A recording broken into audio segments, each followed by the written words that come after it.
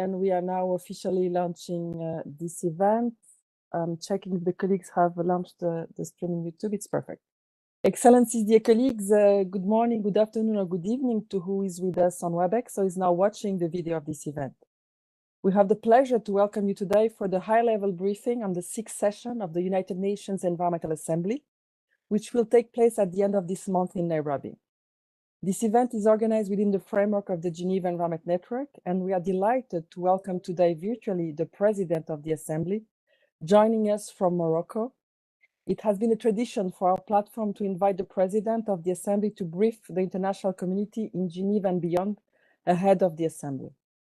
This high-level briefing will be chaired by Mr. Arnold Kreiluber, the Director of the Europe Office of the United Nations Environment Programme, representing the Executive Director of UNEP in our region.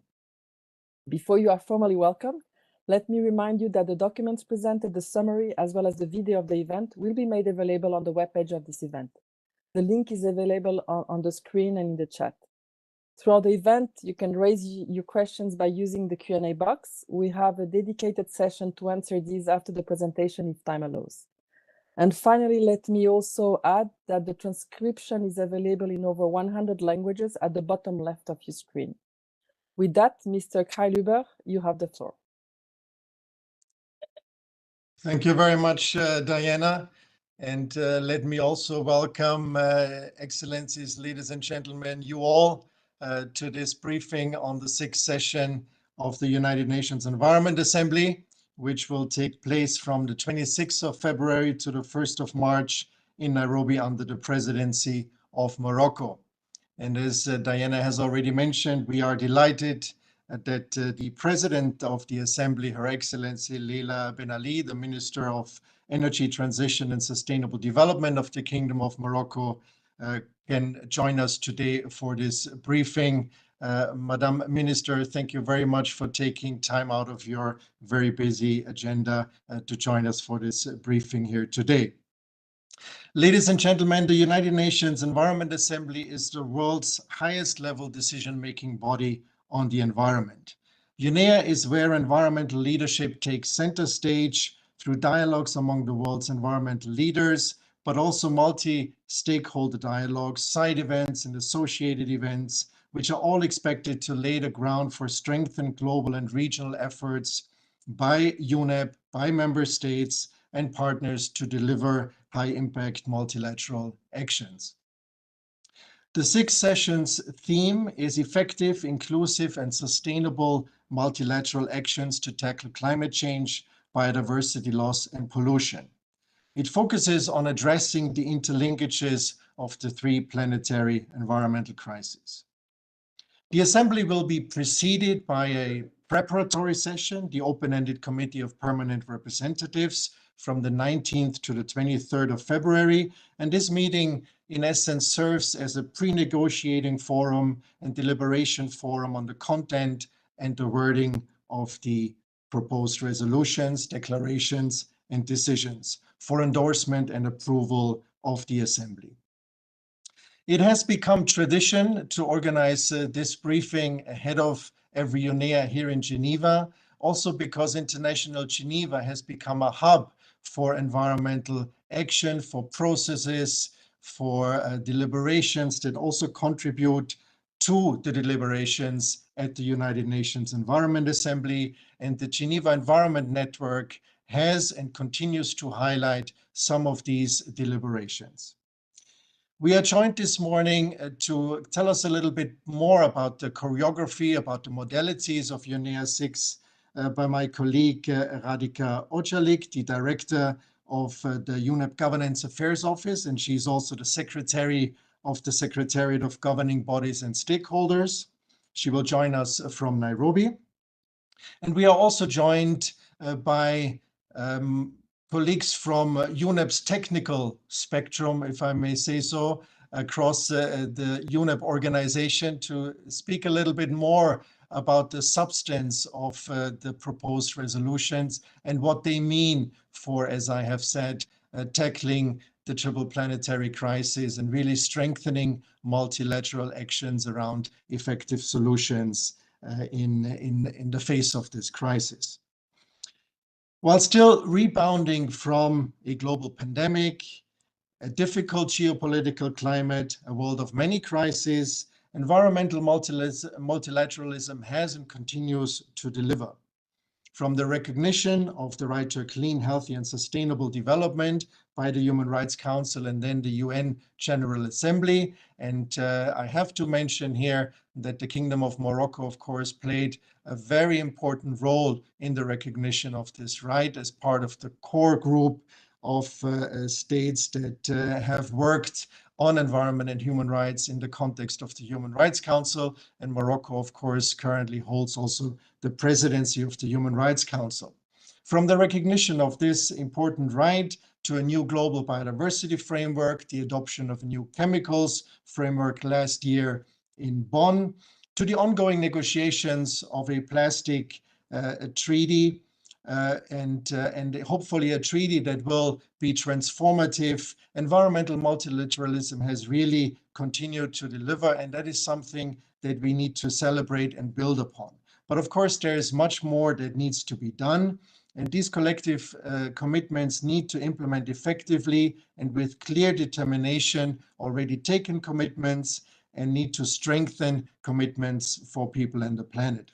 Such determination is a key deliverable also from the recent SDG summit and must guide the actions as we move into the final phase of the implementation of the 2030 agenda to really reignite the implementation and the progress towards achieving the SDGs. In this spirit, ladies and gentlemen, UNEA 6 invites member states to initiate bold multilateral actions around implementing environmental commitments and addressing new and emerging challenges. UNEA 6 is also expected to make a contribution to the Summit of the Future in terms of how we can better integrate environmental considerations across the entire multilateral system. Speaking of the multilateral system, of course, you know that in Geneva, we also have a big hub for multilateral environmental agreements. 5 of these global MEAs that are situated here in Geneva are administered by UNEP, but there are also other important MEAs, global and regional ones, that have their home here in Geneva, administered by key actors such as IUCN and UNECE.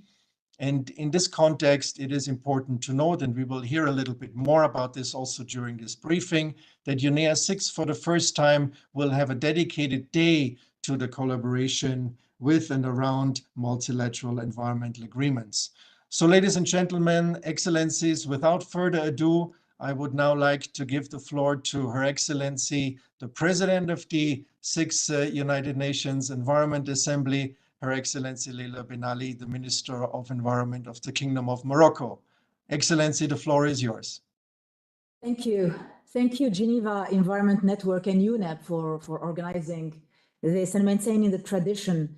Good morning, Excellencies, distinguished delegates, and ladies and gentlemen. It's an absolute pleasure and privilege to take part in this meeting as President of the 6th session of UNEA, and to continue this tradition from international and multilateral Geneva to convene a high-level briefing with the president of this leading environmental body. Ladies and gentlemen, as you know, our planet, more than ever, is facing multiple environmental and economic and geopolitical challenges, underscoring the urgency of our mission to mitigate the impacts of our actions, to protect our planet and to ensure its sustainability for future generations, while building, of course, a more resilient social and economic model for current generations. And they also serve as a stark reminder of the importance of our environmental agenda at UNEA 6 and in this very forum. In our ever-evolving global landscape, we encounter a diverse array of issues and opportunity that deserve our immediate attention and our collective attention. Within this interconnected world, we are all struggling to address a series of multifaceted and complex crises and phenomena, and UNEA continues to play a key role to offer cooperation and solutions on environmental protection and resources management, including with regards to means of implementation, in particular when it comes to finance. Let's take a moment to reflect on our recent track record as a global community of achievements. Over the last year alone, we've succeeded in brokering several important outcomes, and I would like just to name a few, if you allow me. We had the historic agreement on the conservation and sustainable use of marine biological diversity of areas beyond national jurisdiction.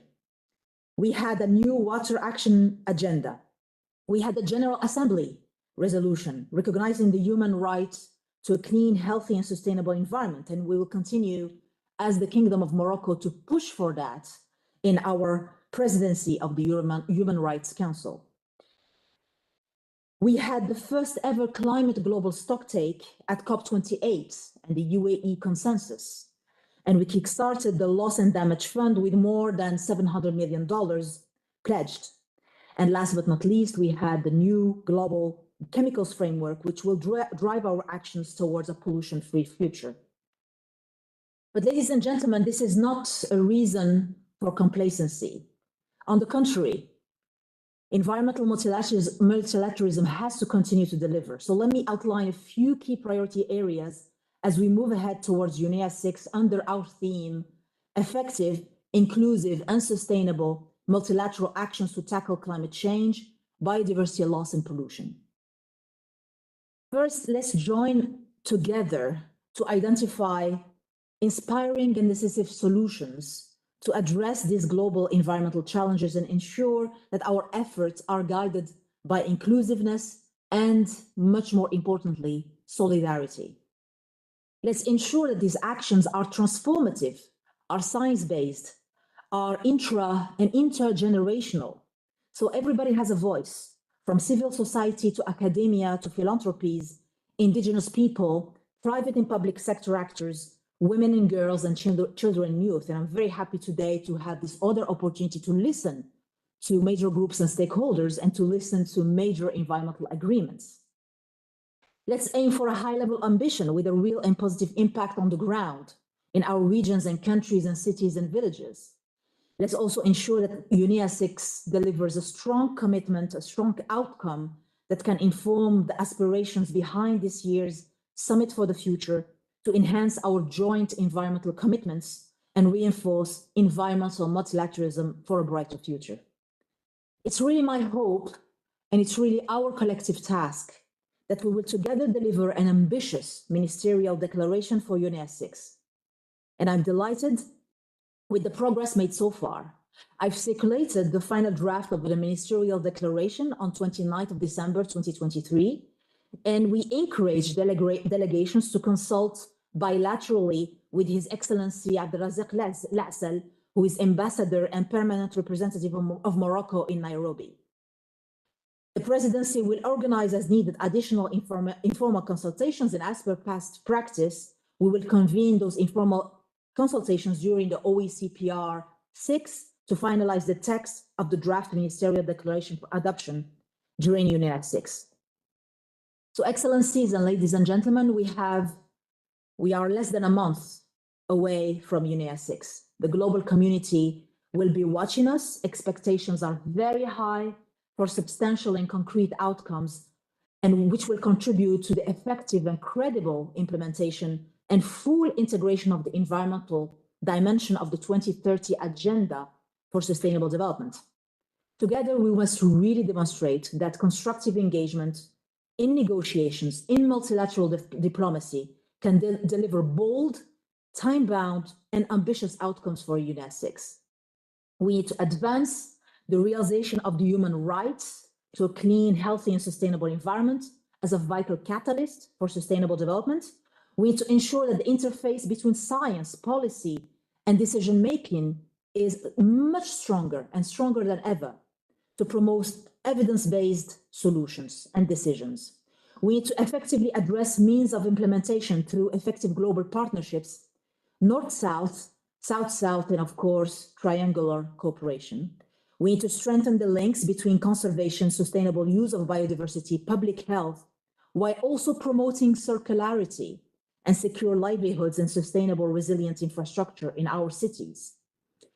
As the global environmental agenda is embodied in a set of multilateral environmental agreements, an effort to leverage the synergies and integration between these agreements should continue.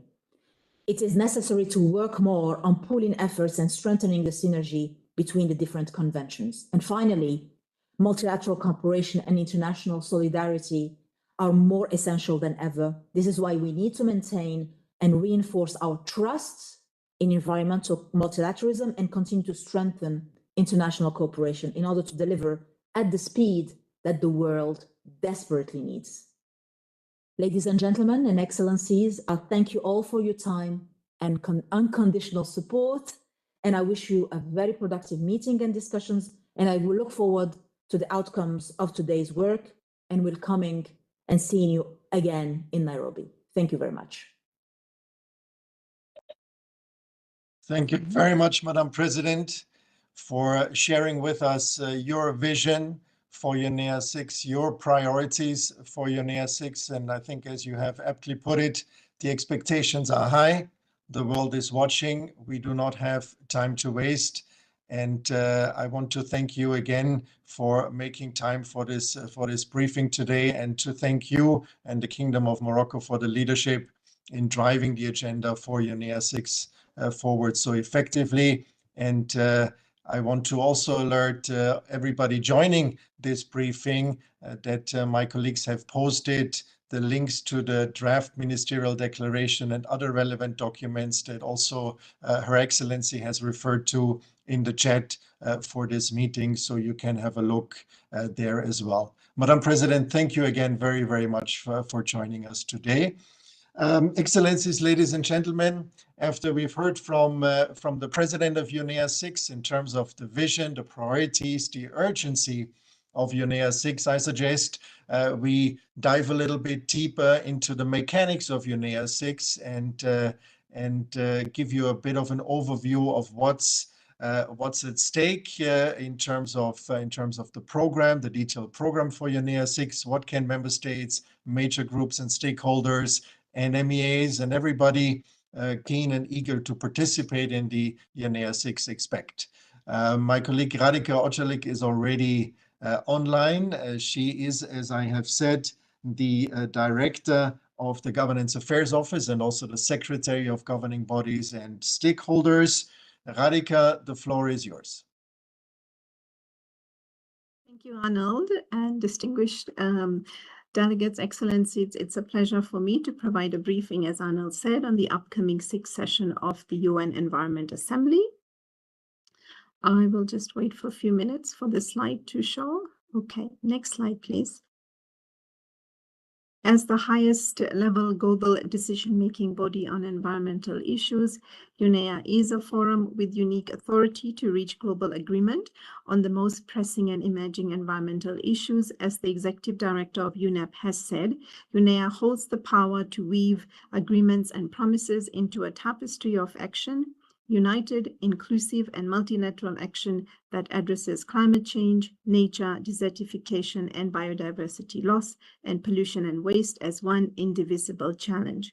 UNEA 6 is only 3 weeks away. Delegations are deeply engaged in in-depth consultations on the draft resolutions. The resolutions that member states will debate and hopefully agree will be a driving force for increased action. UNEP is working together with the UN office at Nairobi and the government of Kenya on many logistical arrangements, and we look forward to welcoming delegations in Nairobi. UNEA will be preceded by the open-ended Committee of Permanent Representatives to be held from 19 to 23 February. This open-ended committee is open for participation of all member states, observer states, and the European Union, as well as observers. And the primary purpose of the open-ended CPR is to finalize the negotiations on draft resolutions and decisions and to transmit them to the Environment Assembly for adoption.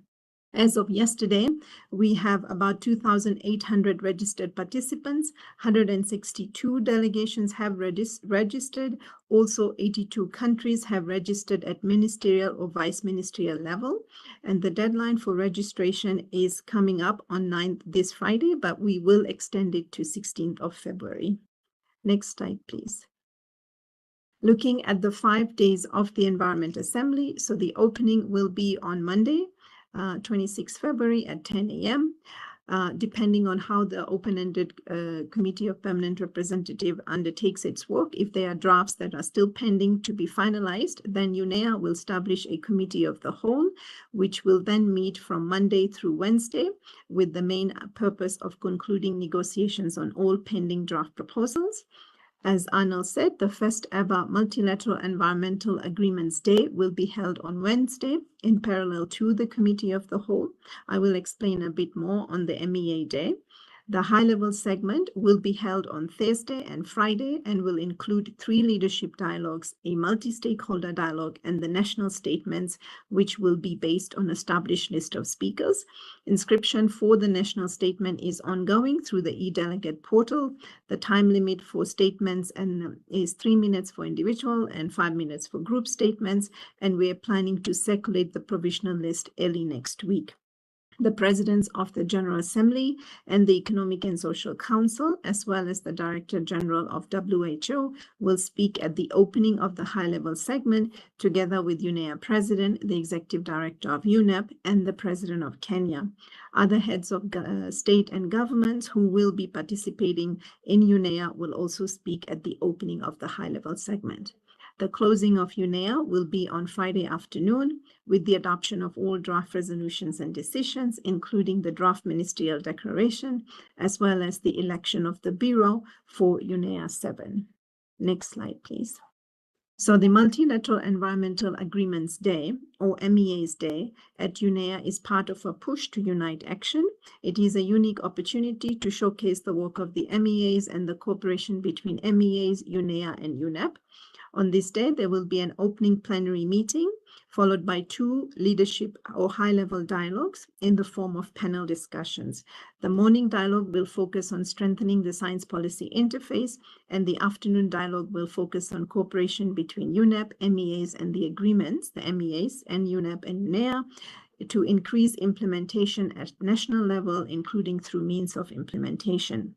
These dialogues, they don't have an established list of speakers. It's an interactive panel discussion, so delegates will be asked to indicate their wish to speak once the floor is opened. Also, as part of the MEA Day, there will be exhibition held throughout the week of UNEA to showcase cooperation between UNEP, MEAs, and other UN entities on topics that are relevant to the theme of UNEA. MEA side events will also be held from Wednesday, 28th February to Friday.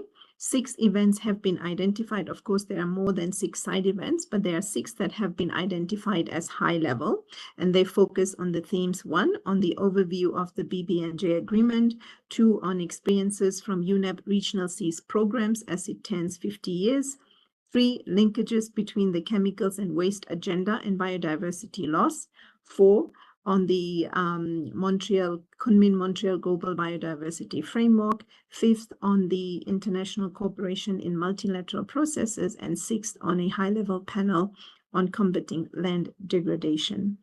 Next slide, please. So as I mentioned, the high-level segment includes 3 leadership dialogues. Each dialogue is held for 90 minutes. Dialogue 1 will focus on science, data, and digitalization.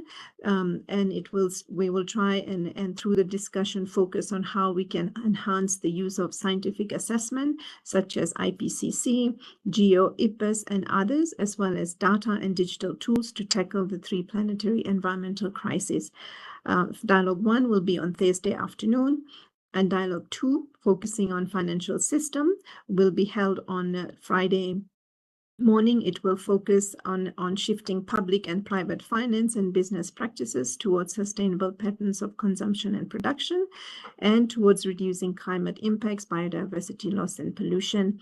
And it will showcase how it's crucial to realize the aspirations of the 2030 agenda. Dialogue 3 on environmental multilateralism will also be held on Friday morning.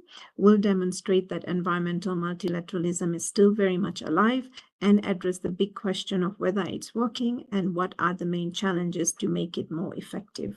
All these dialogues are again interactive in nature, so there are no established list of speakers. Delegations will have to inscribe in the room when the floor is opened for interactive discussion.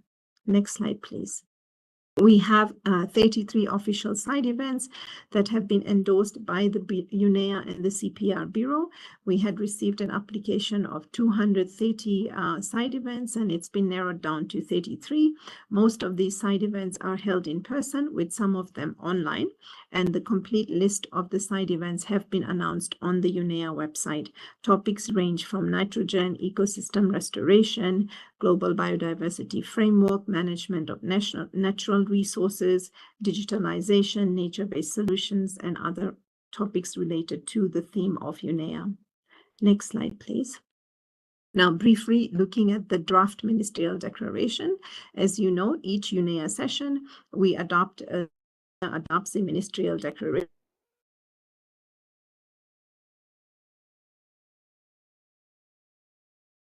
Inclusive process. 4 informal consultations have been held, and based on the written input as well as the hybrid consultations, the final draft was circulated on 29th of December.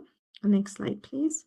The presidency, through the PR of Morocco in Nairobi, is holding bilateral consultations on the final draft that was circulated.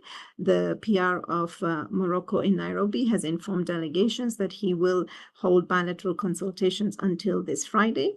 After that, the presidency might circulate a revised final draft, which the idea is if they will circulate the revised final draft, it will be before the open-ended CPR, and then the final rounds of consultations will be held by the presidency during the open-ended CPR, with the aim to conclude negotiations so that when we move to the UNEA, the draft is ready for adoption.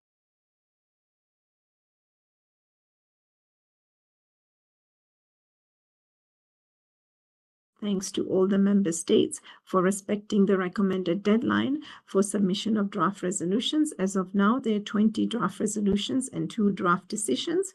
During the first phase in January of this year, all drafts were introduced, followed by a question and answer session with the main sponsors of the draft. We are now in the second phase. The appointed co-facilitators are leading para-by-para consultations on the drafts. These meetings are held in a hybrid format, open to all member states, including delegates from the capitals.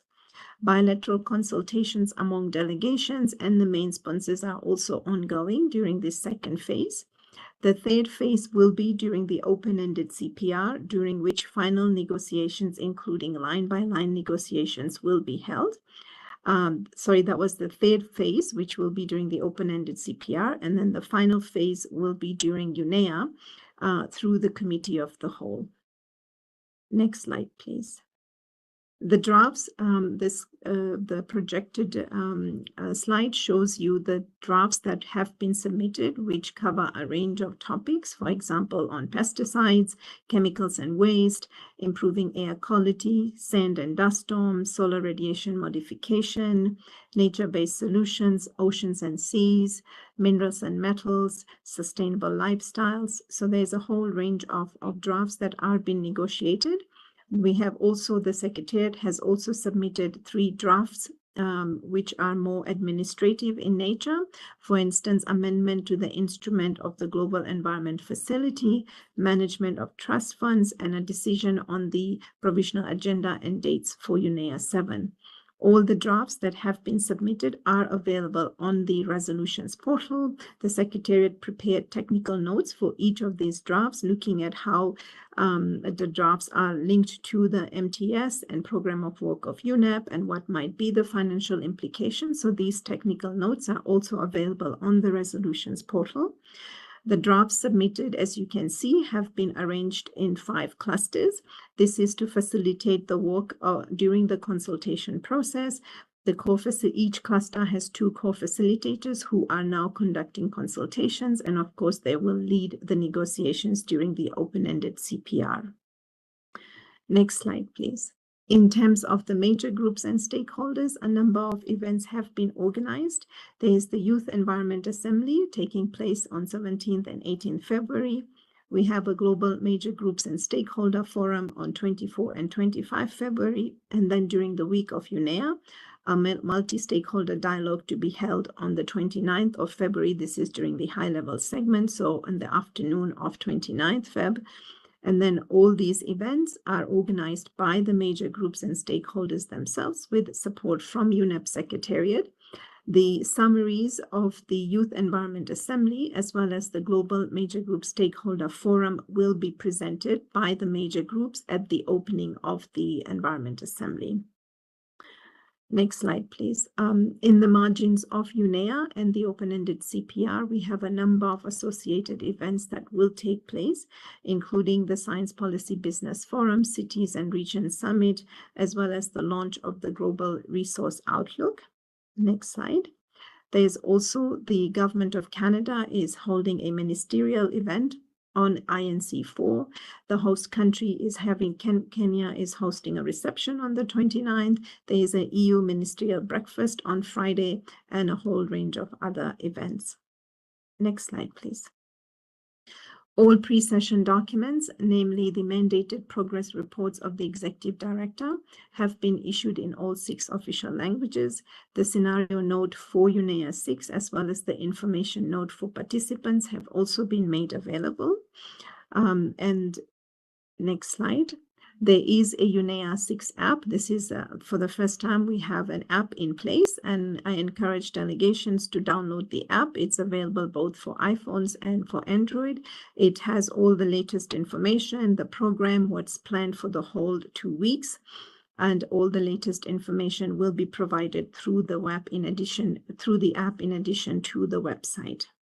I'm now in concluding, I just wanted to draw the attention of delegations that we have still a funding gap of about 600,000 towards UNEA budget. And this funding gap is to facilitate the funding that we need is to facilitate the participation of developing countries. So we encourage delegations who are in a position to contribute to so. Please do so. And as I said before, we look forward to welcoming you all in Nairobi. Thank you. Over to you, Arnold. Thank you very much, Radhika, for giving us this comprehensive overview of UNEA 6. As you have said, there are 20 draft resolutions, 2 decisions to be negotiated as it stands right now. There are multiple events, side events, and still to come during this briefing is a little bit a spotlight on these draft resolutions from a technical point of view, from a substantive point of view. We will hear also from Yvonne Higuero, the Secretary General of the CITES Convention, what the MEA Day could mean for the engagement and the collaboration across and with MEAs, and we will also hear from Patricia Heidecker in terms of major groups and other stakeholders' perspectives on UNEA 6. And I would suggest we begin with a spotlight on the draft resolutions and key engagements at UNEA 6 from a substantive technical point of view. Radhika has mentioned the resolutions range across a wide array of topics, and I'm very, very happy to be joined for this briefing now by 3 very good colleagues.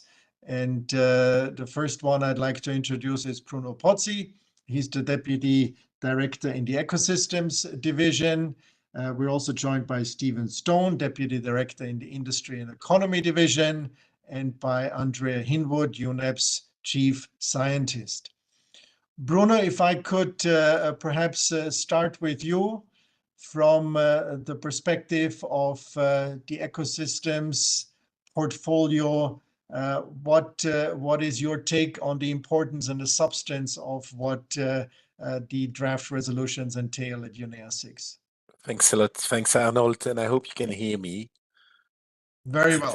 I take that you do. Thanks, and really a pleasure. Good afternoon, good morning, depending on the location, and a lot of excitement indeed in Nairobi and in the ecosystems division as we go into the work on the resolution that has started in cluster B, mostly for the ecosystem division, but also one resolution in cluster D. And a lot of excitement because we see a lot of resolutions, and you've got the list there, 6 resolutions in total that are managed in the ecosystems division from a technical point of view. And we see them 1 year after the adoption of the Global Biodiversity Framework, 1 year also after the adoption of the BBNJ. And we see a dynamic there that really puts biodiversity and ecosystems at the center of member states' attention. So we really welcome all these resolutions. I'll go through each of them very briefly, but you see the 5 first ones are in cluster B, which is co-chaired by India and the Netherlands. And we have first a resolution, which is what we call the water resolution. It's brought by the EU for effective and inclusive solutions to strengthen water policies for sustainable development in the context of the triple planetary crisis. And this resolution has gone already through a first round of discussion here in Nairobi. We've issued a first technical note. What we see coming, and the Secretariat is supporting this effort, is a potential merge with another resolution which has been presented by Sri Lanka on the sustainable management of cascade system, which is a traditional system to manage water resources in a sustainable way. And the system is a network of small tanks draining then to large reservoirs to store rainwater and collect water in a better way. So probably these 2 resolutions, that's the work of that is ongoing right now between the EU and Sri Lanka with support from the Secretariat.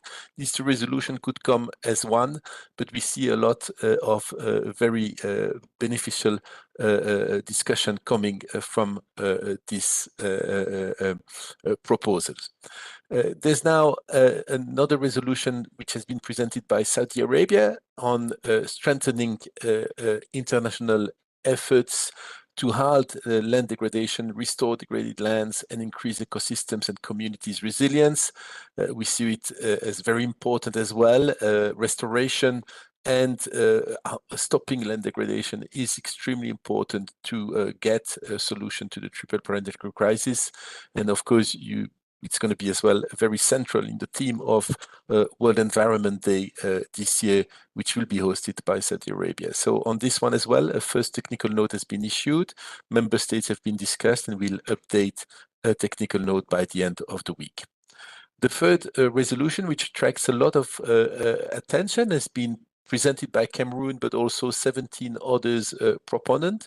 And I think some more member states are joining as we speak, is about defining criteria, norms, and standards, guidelines for the implementation of nature-based solution to support sustainable development. You will remember that at UNEA 5, we have adopted a resolution on nature-based solution and an agreed definition of nature-based solution. A lot of work has been done by member states since UNEA 5, and we see this resolution as one that builds on the work, that adds to the work, and really we are interested to see the dynamic with member states, and we think that this could provide a lot of benefit as well in terms of what nature-based solutions are in terms of norms and standards.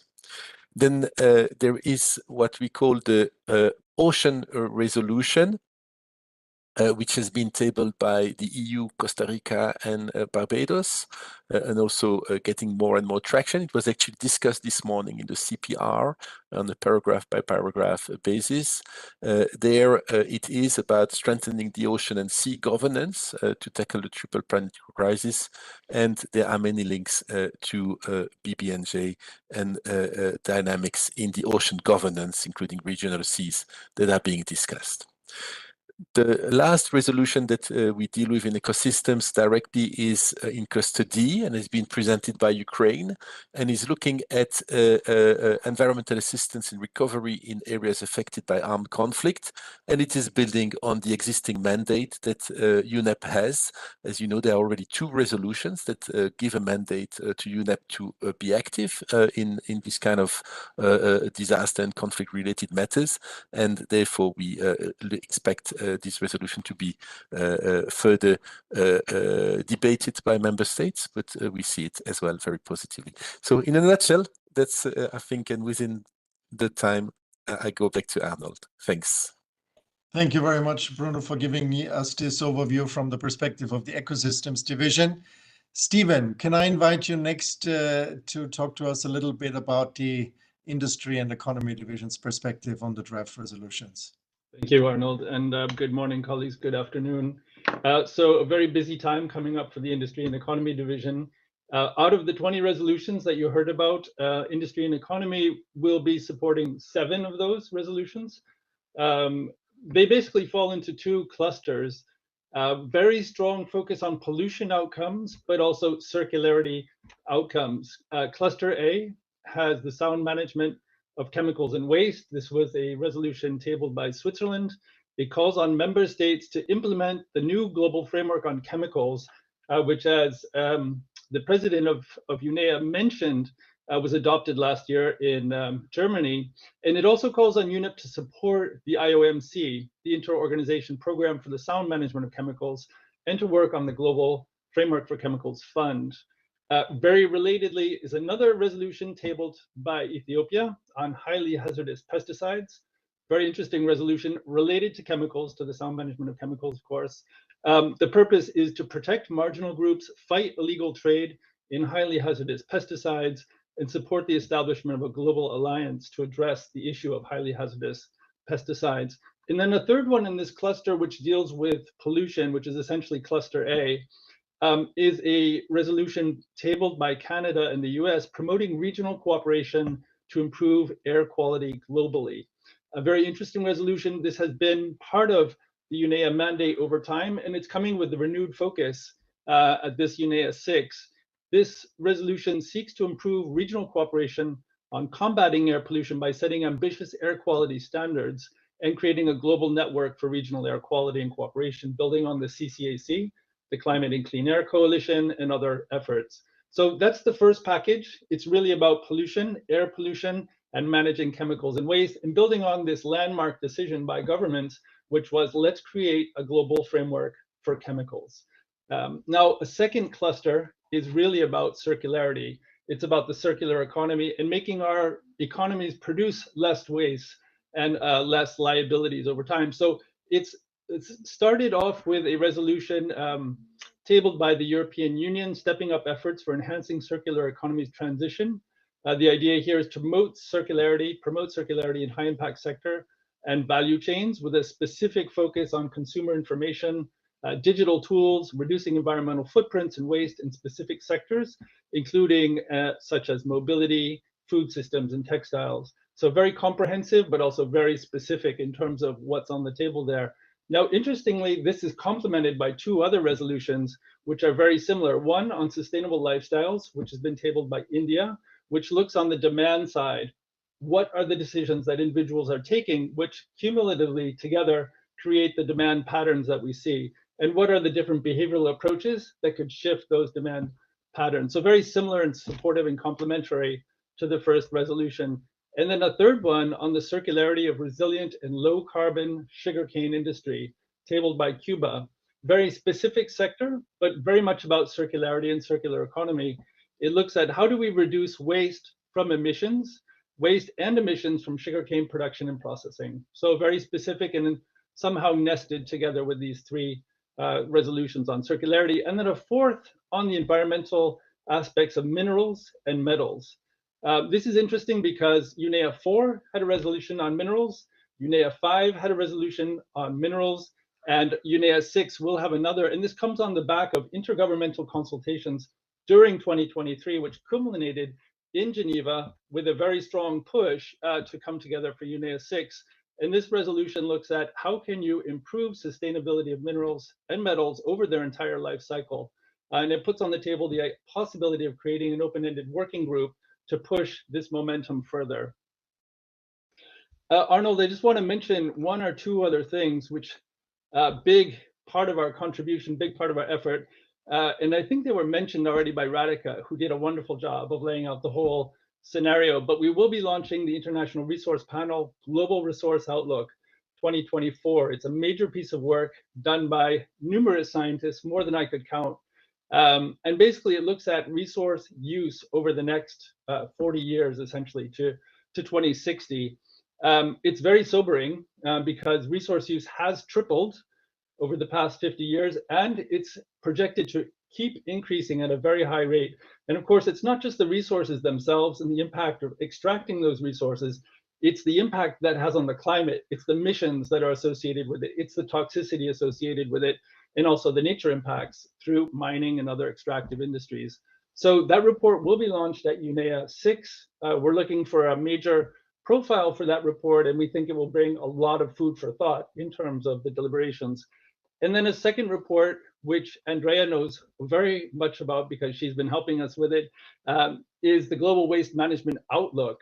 Really interesting report, looks at current patterns of waste. So in other words, the garbage we produce, which by the way, is around 2 billion tons a year in 2020. So quite a lot, with direct costs of around $250 billion a year. And externalities that bring the total to over $360 billion a year. And it looks at what happens over the next 20, 30 years to 2050 under business as usual. So some really interesting numbers coming out of that global waste management outlook too, and fairly sobering about what we need to do to change that trajectory.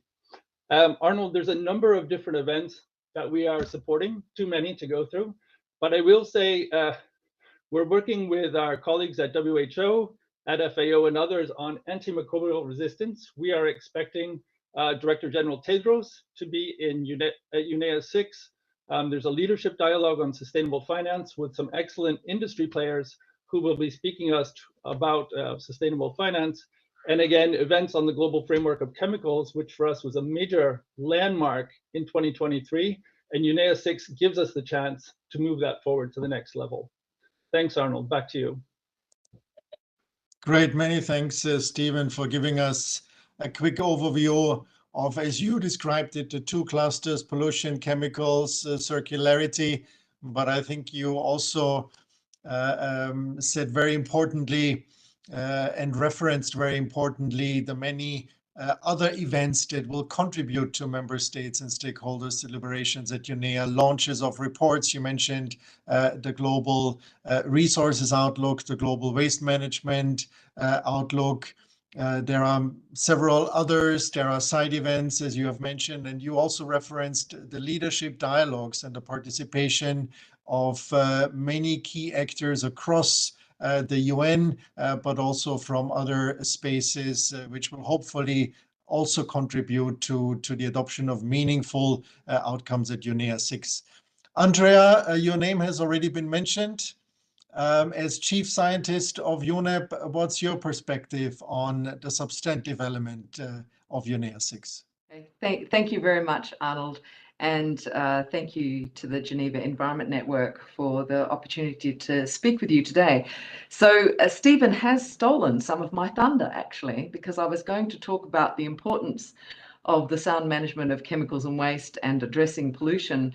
And of course, we do have Cluster A, which targets specifically the sound management of chemicals and waste, but also is asking for consideration around metals and metalloids to be addressed by illegally or voluntary actions. And it's actually requesting UNEP to prepare analysis of options for consideration by UNEA. And of course, the resolution on highly hazardous pesticides has been spoken about. But one of them that hasn't is the sand and dust. There is actually a resolution on the table in Cluster A, which is about sand and dust. And the recommendation is that there's a desire to coordinate various activities, decisions and resolutions by UNEA to address the operational aspects of combating sand and dust storms, which is a significant issue for many people globally. And so UNEA is being requested to consider adoption of a new and more vigorous resolution on that topic. So that's sitting there. But the one I wanted to talk with you about today was another one in Cluster A, which is a draft resolution on solar radiation modification, which many people are not so familiar with. Is it a chemical and pollution issue? Not so sure. But essentially, there is a resolution which is requesting UNEA to consider a mandate to examine the risks and opportunities of solar radiation modification deployment. What is solar radiation modification? It's basically technologies, and most of the technologies, or the most mature of those technologies, is stratospheric aerosol injection. So in simple terms, this is where we would deploy aerosols into the stratosphere with the view of cooling the planet. There are a whole range of issues around this. UNEP put out a report early last year, which outlined some of the risks associated with this proposed technology, which at this stage is largely speculative. Nevertheless, research is on foot, and there are people that are calling for these technologies to be researched and deployed. So the resolution on the table at the moment is to examine, or to ask for, an expert group to examine the risks and opportunities of SRM deployment, with the view of providing a comprehensive report by UNEA 7. The resolution outlines that they are asking for experts with relevant expertise from member states, and of course representatives from panels and relevant multilateral environmental agreements. So this is a new resolution. It's fair to say that SRM is a reasonably polarized type issue, and so it's one that is very important to consider very carefully. And I'm happy to answer any questions. And I must apologise, I need to leave by 2 o'clock. So I'll leave it there. Thank you, Arnold. Thank you very much, Andrea. And also to Stephen and to Bruno for sharing your perspectives with us in terms of the substantive importance of the draft resolutions that are currently on the table for UNEA 6. And Andrea, I think you also highlighted the importance of UNEA looking forward. What are the emerging issues that are likely to confront the environmental community going forward? So thank you very much to all of you. Andrea, I know you need to leave, so if you have any questions to UNEP's chief scientist, better be quick and put them in the Q&A box. And even if Andrea cannot answer them during this session, we will find a way perhaps for her to look at any questions after this session. But if you have any questions, again, let me repeat, please feel free to put them in the Q&A box. Next, we're very delighted to be joined by Yvonne Higuero, the Secretary General of CITES. Yvonne, thank you very much for joining us for this briefing. A lot has been said already about the MEA Day. I have mentioned, of course, Geneva is a hub for MEAs, but let me ask you to share perhaps with us your perspective around this novel element at UNEA 6, this MEA Day. What does it mean for MEAs, and what could it mean for solutions in terms of combating the triple planetary crisis? Thank you so much, Arnold, and warm thanks to the Geneva Environment Network, as usual, for the invitation to deliver a few remarks on UNEA 6 from the perspective of a biodiversity-related multilateral environmental agreement, or MEA. The theme of the upcoming Environment Assembly is a reminder of the ongoing triple planetary crisis that is caused due to our anthropogenic activities. And we know that multilateral cooperation in addressing these crises is essential. And this MEA Day that we've been talking about, and the discussions on MEAs planned for UNEA, will give an opportunity to highlight how we are collaborating. UNEP and UNEA are in a special position where they can shed a light on the role of the MEAs and provide support to the implementation of the obligations by parties under the respective agreements. Of course, the parties are what we call those who have signed up to our signatory parties, those who have signed up to the convention and ratified the convention, so they represent the member states. Each MEA has a unique mandate and a role to play in addressing this triple planetary crisis through a concrete set of obligations and commitments. And this is whether the focus is on climate change, biodiversity, or pollution. MEAs are very dynamic processes. After time, CITES, for example, is one of the oldest ones that has been able to change over time because of trends and changes as the world moves on. So each time their governing bodies meet, there's new obligations and commitments that are adopted by the parties. Therefore, MEAs are only effective to the extent to which the provisions are implemented by parties, or can be seen the other way around, that effective implementation of MEAs is a strong foundation for addressing the triple planetary crises. Now, we see UNEA 6 as a key moment where we can promote the implementation of MEAs, which have a long tradition of cooperation with each other. I can give you an example of the biodiversity liaison group, where we work together with all the biodiversity related conventions, whether UNEP or non-UNEP, when we work together with other UN and non-UN entities through partnerships and other types of agreements. For CITES, I can give, for example, our joint program with the Convention on Migratory Species, our cooperation with the UNESCO World Heritage Convention, and the collaboration between CITES, the United Nations Office on Drugs and Crime, the World Customs Organization, Interpol, to be able to form the International Consortium to Combat Wildlife Crime. At UNEA 6, we can further highlight and showcase the benefits of this collaboration. For example, and very importantly, something that we are all talking about lately, to effectively implement the Kunming-Montreal Global Biodiversity Framework. Representatives of parties to MEAs, MEA secretariats, and UNEP met recently in Bern to discuss how this collaboration could be further strengthened in support of the framework. I had the pleasure to take part in this Bern 3 conference, and it showed that more visibility of the contribution of the MEAs to the implementation of the framework is needed. And we even talked about replicating what UNEP is going to do as MEA Day also in the convention meetings when the governing bodies meet.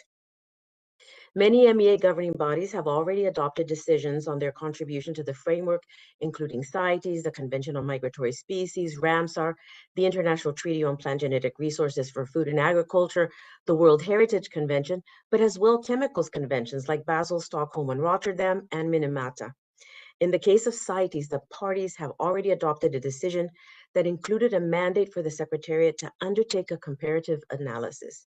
And this analysis aims to illustrate the linkages between the CITES Strategic Vision 2021 to 2030 and the framework, only as a starting point for an assessment of how CITES can contribute to its implementation and monitoring framework.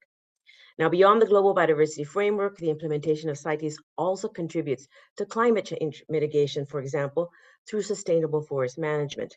This is underpinned by the strict regulation of trade in valuable tree species that the conventions provides.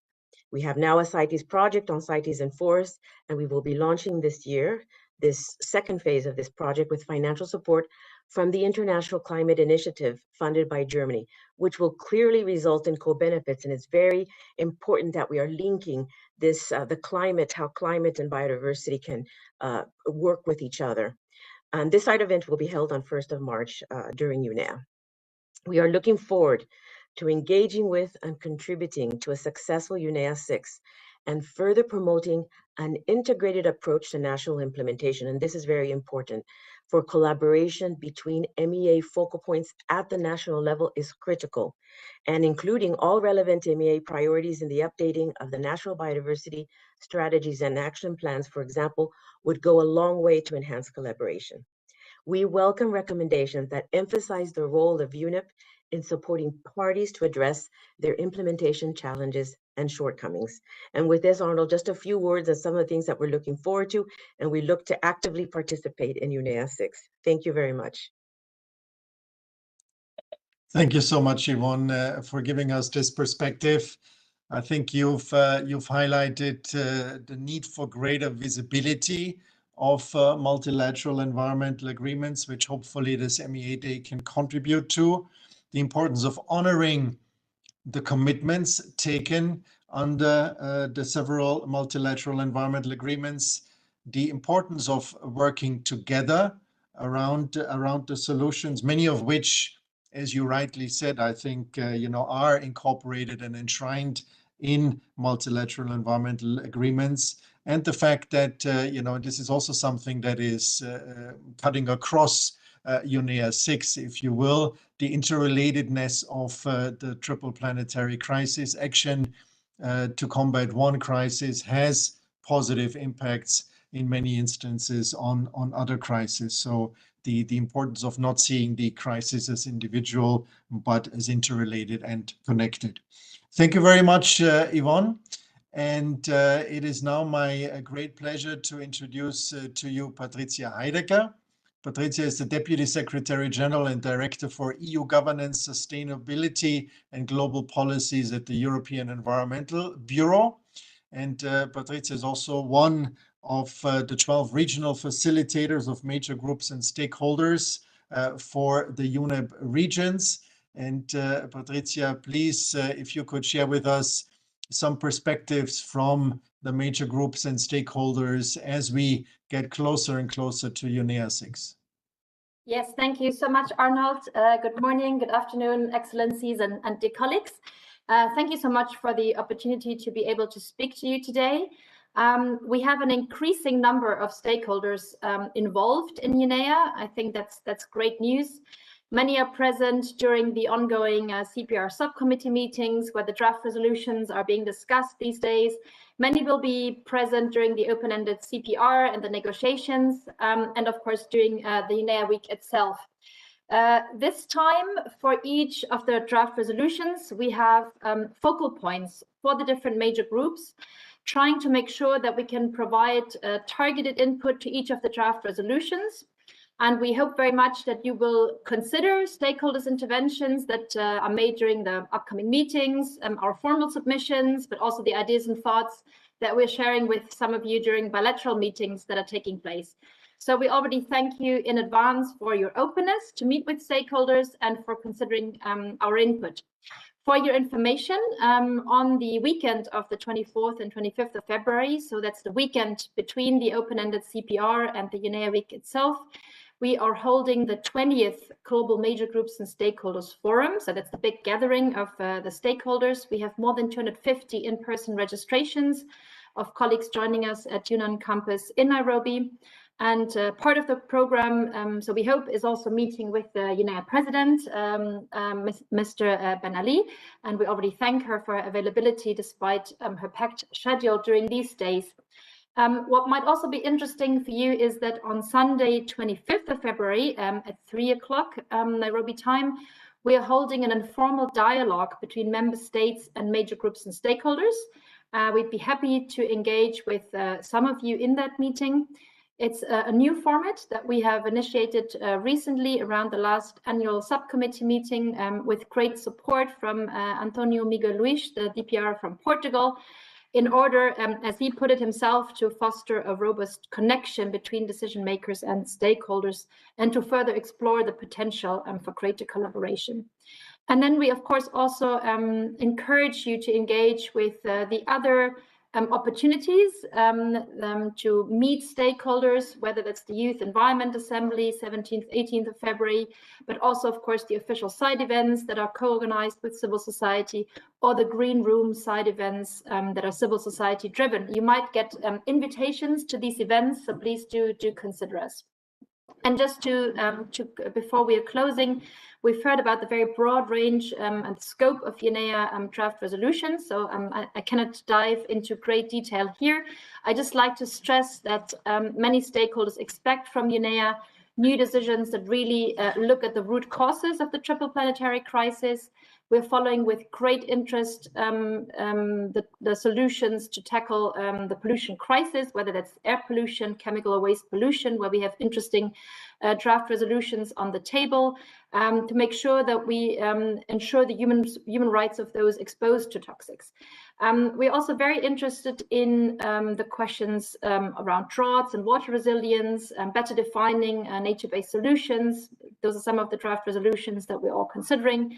It was also mentioned that there's very interesting initiatives around further promoting circular economy globally, and also ensuring sustainable levels of metals and minerals extraction.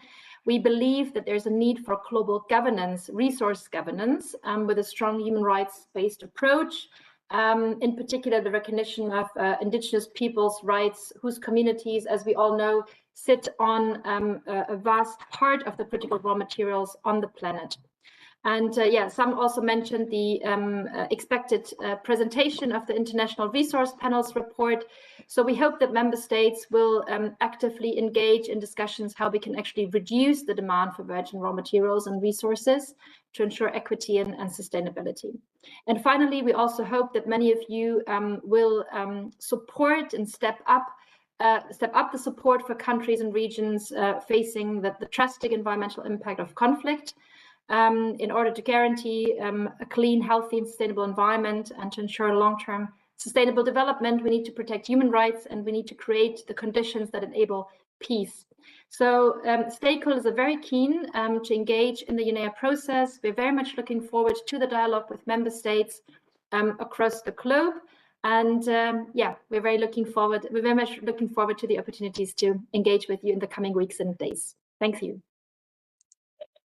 Great, thank you, Patricia, for the engagement and interest in UNEA 6. Ladies and gentlemen, this concludes the formal program of this briefing. As promised, we would now like to give the opportunity to some questions and answers. Looking at the Q&A box, I can see we have one question by Isatu Sa, underpinned by, I think, what is 2 comments. Let me read the question and then maybe invite the panelists to react to it. The question that Isatu poses is, how can we ensure we keep growing and developing without messing up the environment, and to make people's lives better without making nature worse off? Maybe I can go through the list of panelists chronologically. Bruno, if you want to reflect on that question. Yes, certainly. Thanks. I hope you hear me. Yes, look, I mean, obviously we have a triple planetary crisis in front of us, and it's really at the center of this UNEA. And one of the reason, at least scientifically, we can demonstrate this, is that our pattern of consumption productions have not been what they should be. So looking at a development that would take a better look at sustainable consumption and production, bring back circularity, bring back biodiversity at the center of the concerns, and ensuring that human beings can live in an environment that is not messed up, as Isatu is saying, by the growth and the development is at the center. So I think this is really going to be debated. I don't think we can answer in 2 minutes this very important question, but the fact that the world comes in Nairobi and unites around this triple planet crisis, put it at the center of the political agenda and the policy agenda, is encouraging. And I think as a multilateral environmentalist, I'm quite convinced that we can find a solution together to the question Isatu is raising. Thank you very much, Bruno. Stephen, anything you want to add? Yeah, thanks, Arnold. It's the core question in some ways, in very plain and simple language. And I guess what I would do is I would go back to that 100 billion tons of raw materials that are extracted every year, that's documented by the International Resources Panel, and look at the waste stream. Currently, almost 2/3 of that is emitted or effluents. We know there's like over 35 billion tons of CO2 emissions, so a lot of waste. And we also know that less than 10% of that is cycled back into the economy.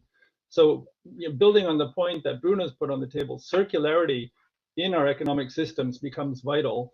And just to mention three, Arnold, that are on the table, plastics, as we know, is being negotiated. Plastics is sort of emblematic in terms of linear economy, make, take, and then waste. But then there's also buildings and construction, which is very material intensive. A lot of buildings still to be built over time. And I guess making another plug for UNEA 6, there is a city summit, which will be happening at UNEA 6. And shortly thereafter, Bruno, there is the Global Buildings Forum hosted by Paris, by the government of France in early March. And that's another opportunity to look at circularity in buildings and construction. And the last one, of course, is on mining and metals, right, which is really at the core of our extractive industries. And the resolution on the table could go quite a ways in terms of building circularity into those economic systems as well. So just a couple of thoughts from my end. Yeah, many thanks, Stephen. Yvonne, anything you want to add from the CITES perspective?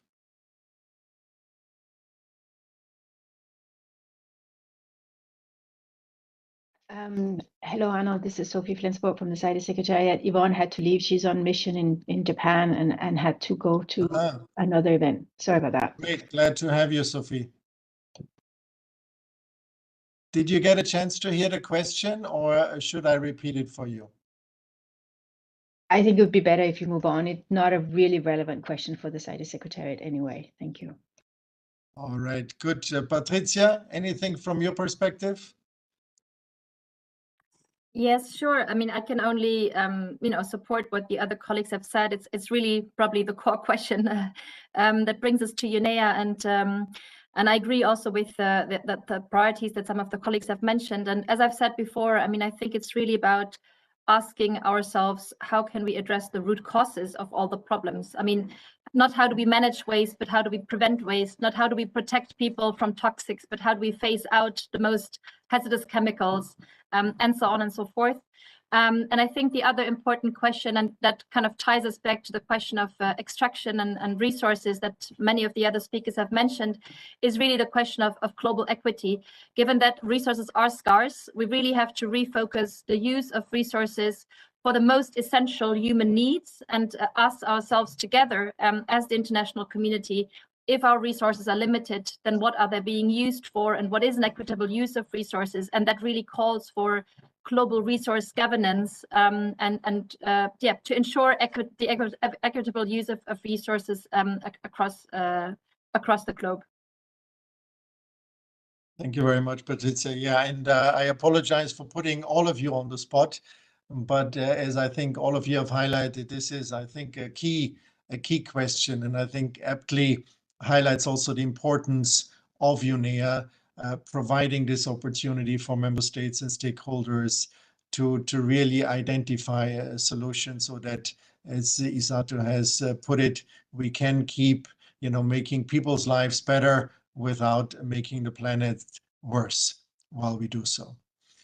Good, ladies and gentlemen, I don't see any further questions if there are none. But I see we are joined by Rolf Bayet, the Executive Secretary of the Basel, Rotterdam, and Stockholm Conventions. Rolf, very welcome to this briefing as a special late-minute special guest. But I was just about to give the panelists an opportunity to share in 30 seconds their wish for UNEA 6. And before I do that, Rolf, since you found the time to join us, which we're very grateful for, perhaps if you want to contribute in a few sentences to the discussion by highlighting to us what UNEA 6 means for the conventions that you are in charge of, the Basel, Rotterdam, and Stockholm conventions. Thank you very much, Arnold, and thank you so much to Jen for organizing this briefing.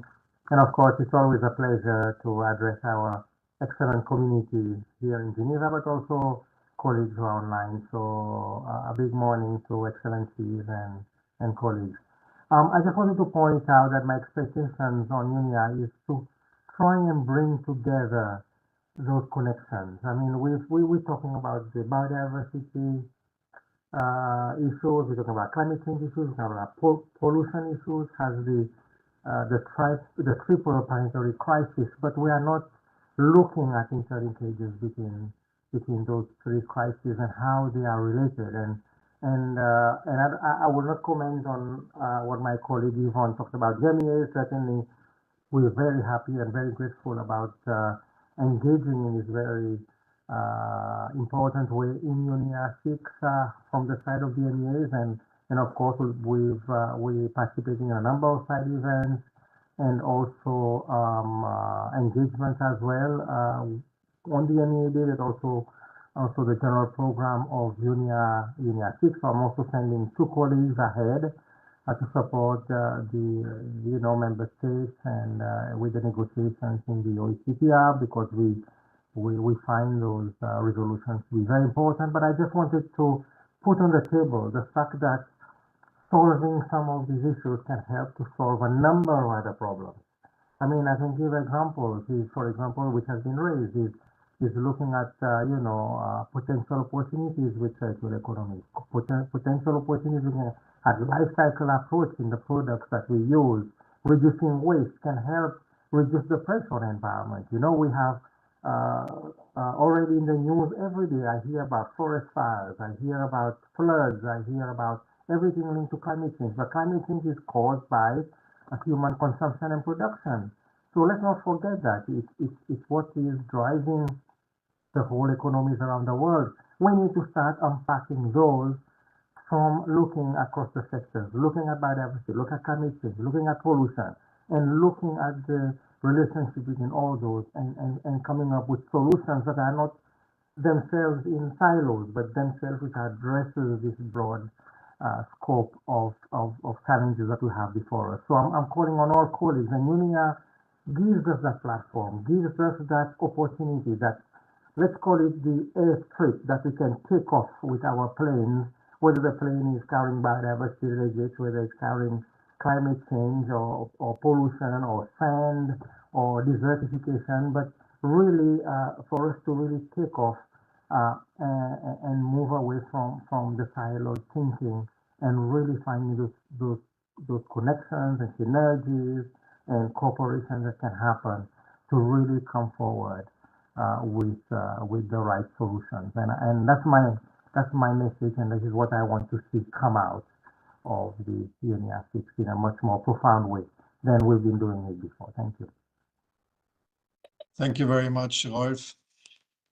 Excellencies, ladies and gentlemen, as promised, I would now like to give our panelists and speakers an opportunity to express their final thoughts for UNEA 6 as we head into UNEA 6, their wish for UNEA 6.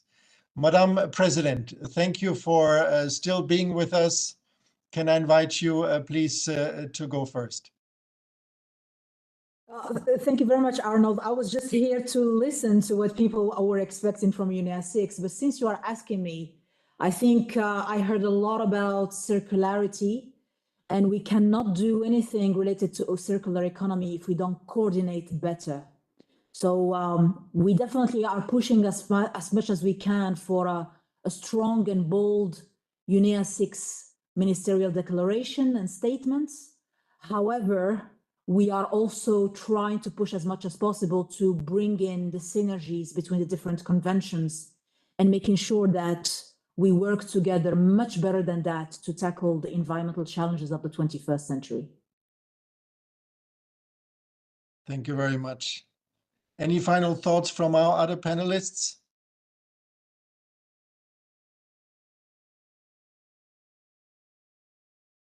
If not, I think Madam President has aptly highlighted again what's at stake at UNEA 6.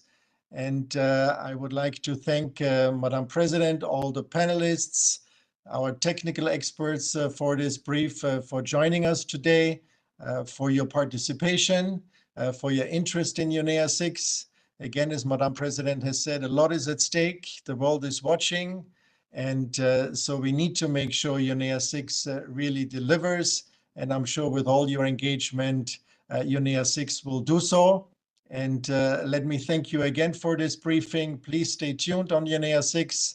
And with this, thank you again, and see you all at UNEA 6 in Nairobi in a few weeks. Many, many thanks and goodbye. Thank you, Arnold.